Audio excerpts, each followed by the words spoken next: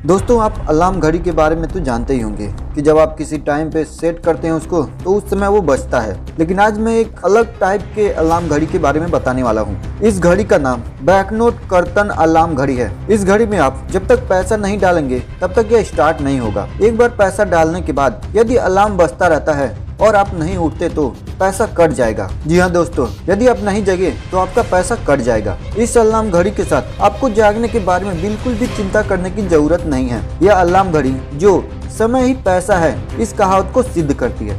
Fact अच्छा लगा हो तो वीडियो को शेयर और चैनल को सब्सक्राइब करना ना भूलें। धन्यवाद।